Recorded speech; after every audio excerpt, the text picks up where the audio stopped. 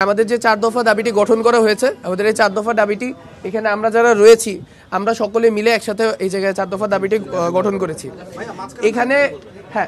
এখানে মূলত আমরা আমাদের মধ্যে যে দেখেছি যে গত 2 থেকে 3 সপ্তাহ যাবত ধরে যে গুপ্ত হত্যা হচ্ছে, সেই গুপ্ত হত্যার ভিতরে আমরা একটা প্যাটার্ন লক্ষ্য করেছি এবং সেই প্যাটার্নের ভিত্তিতে আমরা এই 4 দফা দাবিতে উপনীত হয়েছি। আমাদের যেই নিরাপদ বাংলাদেশ গঠনে আমাদের যে 4 দফা দাবি, সেই 4 দফা দাবিটি নিম্নরূপ।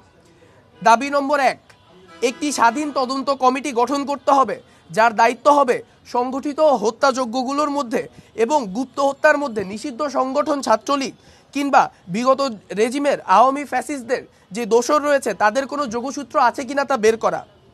আগামী 48 ঘন্টার মধ্যে তদন্ত কমিটি গঠন করে 7 কার্যদিবসের মধ্যে তার প্রতিবেদনটি প্রকাশ করতে হবে।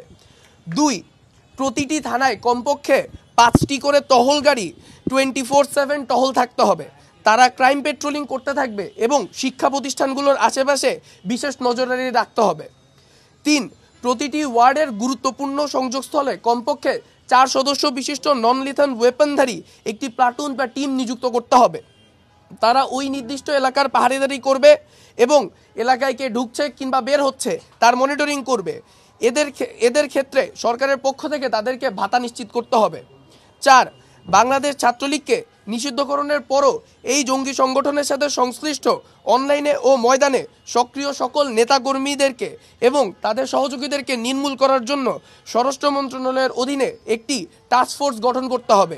এই টাস্কফোর্সের কার্যক্রমকে বেগবান করতে রাষ্ট্রের সকল গোয়েন্দা সংস্থাকে তৎপরতা বৃদ্ধি করতে হবে এবং তাদেরকে এখানে তৎপর ভূমিকা পালন করতে হবে।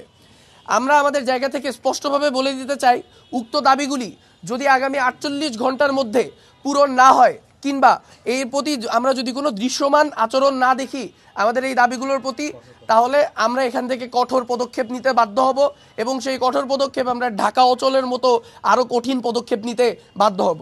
বছর শেষের খুশি নগদে হবে বেশি। নগদ পেমেন্টে নির্দিষ্ট ক্যাটাগরির কেনাকাটায় 300 টাকা পর্যন্ত ক্যাশব্যাক।